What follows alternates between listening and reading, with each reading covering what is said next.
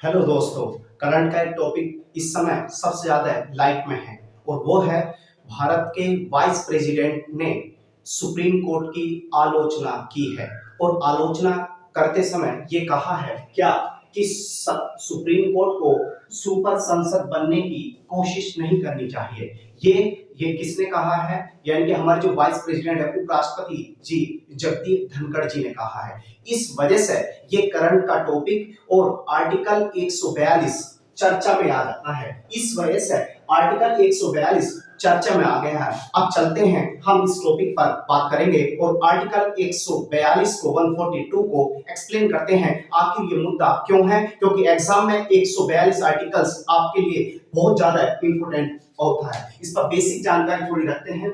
Vice president ने आलोचना की कि सुपर संसद बनने की कोशिश नहीं करनी चाहिए। ऐसा क्यों उन्होंने कहा कि यदि कोई विधेयक या कोई राज्य से विधेयक किसके पास जाता है, राष्ट्रपति के पास जाता है, तो उससे पहले कोई ऐसा वो नहीं था कि टाइम बाउंडेशन नहीं थी, लेकिन सुप्रीम कोर्ट ने इसमें आके क्या करा कि समय सीमा निर्धारित कर दी गई कि यदि राष्ट्रपति के लिए जा रहा है तो उसके लिए समय सीमा है, कितने समय सीमा के अंदर उसको करना। तो इस वजह से ये मामला आर्टिकल 142 चर्चा में आया और वाइस प्रेसिडेंट उपराष्ट्रपति जी ने क्या सुप्रीम कोर्ट की आलोचना करी है। सुपर संसद का मतलब क्या होता है कि संसद के कानून से भी ऊपर अपना एक कानून देना, यानी कि इसमें एक तरह से का क्रिटिसाइज करा है। आते हैं थोड़ा सा इसके बारे में जानकारी जानते हैं। आर्टिकल 142 में क्या क्या बात है। इसमें मैं ये जो आर्टिकल 142 में यहाँ पर 142 की बात कर रहा हूँ, सुप्रीम कोर्ट को पूर्ण न्याय, ध्यान रखना, सुप्रीम कोर्ट को पूर्ण न्याय करने का अधिकार देता है। यानी कि सुप्रीम कोर्ट को आर्टिकल 142 पूर्ण न्याय करने का अधिकार देता है, यानी कि पूर्ण तरह न्याय करने का अधिकार देता है। इसमें आता है अगला पॉइंट जो शॉर्ट में मैंने आपको रखा है, आदेश या डिक्रियां पारित करने का अधिकार मिलता है, ठीक है। और लंबित जो मामले हैं, जो लंबित मामले पड़े हैं को पूर्ण न्याय सुनिश्चित करे, जो लंबित मामले पड़े हैं उनको पूर्ण न्याय क्या करे, सुनिश्चित दिलाए। आगे आते हैं, सरकारी निकायों आदेशों को दिशा निर्देश दे सकता है। क्या आर्टिकल 142 ये 142 को सरकारी आदेशों और को दिशा निर्देश दे सकता है, ठीक है, याद रखना, आदेशों और दिशा निर्देश दे सकता है। इसके बाद आता है कि आर्टिकल 142 यानी कि 142 इसमें संविधान का क्या है, ये रक्षक भी है, संविधान का रक्षक है, कानून की अंतिम व्याख्या भी करता है। ये क्या है, संविधान का रक्षक है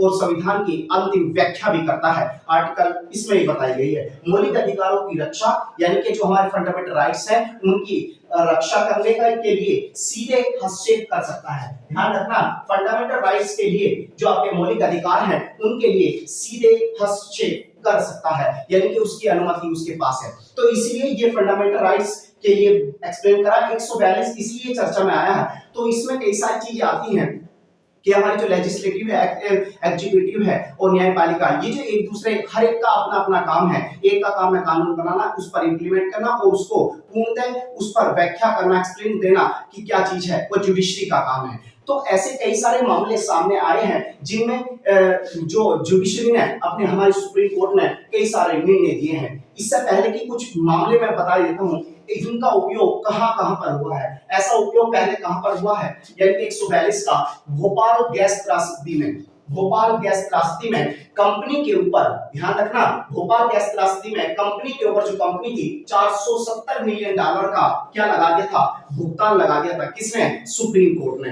तो ये किसमें, यानी कि आर्टिकल 142 के अंतर्गत उसने डिसीजन लिया था। इसके बाद आते हैं तमिलनाडु राज्य बनाम के बालू में क्या बात कही गई थी। तमिलनाडु राज्य बनाम के बालू में राष्ट्रीय या राज्य मार्गों, जो राष्ट्रीय या राज्य मार्गों में 500 मीटर दूरी के भीतर, जो 500 मीटर की दूरी के भीतर शराब पर क्या लगा दिया था, प्रतिबंध लगा दिया था। यानी कि प्रतिबंध लगा दिया गया था कि 500 मीटर भीतर की दूरी पर, यानी कि प्रतिबंध लगा, किसमें, तमिलनाडु बनाम। तो इसमें भी आर्टिकल किसका यूज हो रहा है, 142 142। इसके बाद आते हैं अभी हाल ही में 2024 का मामला है, 2024 में तमिलनाडु विधानसभा, ध्यान रखना, आ सकता है आपका क्वेश्चन, तमिलनाडु विधानसभा के ठुकराए गए विधेयक, यानी कि तमिलनाडु जो विधानसभा थी उसमें वे विधेयक क्या थे, ठुकरा दिए और ठुकरा विधेयकों को मंजूरी दे दी गई। यानी कि जो विधेयक विधानसभा ने ठुकरा दिए थे, उन पर मंजूरी किसने दे दी थी? सुप्रीम कोर्ट ने दे दी थी।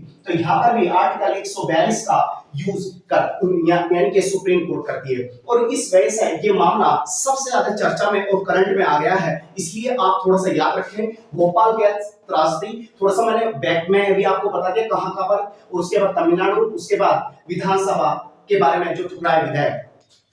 वाइस प्रेसिडेंट ने इनकी आलोचना करी है, सुपर संसद कहा, यानी कि संसद के कानून से भी ऊपर जाके, तो इसलिए उन्होंने कहा कि इस पर विचार करने की आवश्यकता है। जिस समय संविधान बन रहा था तो इस पर इतनी ज्यादा यानी कि डिस्कशन हो नहीं पाया, और इस वजह से ये बात यानी कि इसमें डिस्कशन होना चाहिए, इसमें कुछ चेंज होना चाहिए, ये बात इस वजह से क्रिटिसाइज होने की वजह से ये चर्चा में। तो पूर्ण न्याय की बात करी गई है, ये आपकी बेसिक जानकारी मैंने आपके सामने रखी है। आर्टिकल 142 तो ध्यान रखना, 142 को याद रखना, क्योंकि आपके एग्जाम या परीक्षा में कहीं ना कहीं जरूर मिलेगा, और इसके मामले और मैचिंग में आ सकता है, और जब राष्ट्रपति या वाइस प्रेसिडेंट कोई भी बात कर रहे हैं तो वो स्लाइड में आ जाती है। तो ध्यान रखें, अपना मेहनत करते रहें और रिवीजन करते रहें, पॉलिटी के लिए इंपॉर्टेंट है। जय हिंद, जय भारत।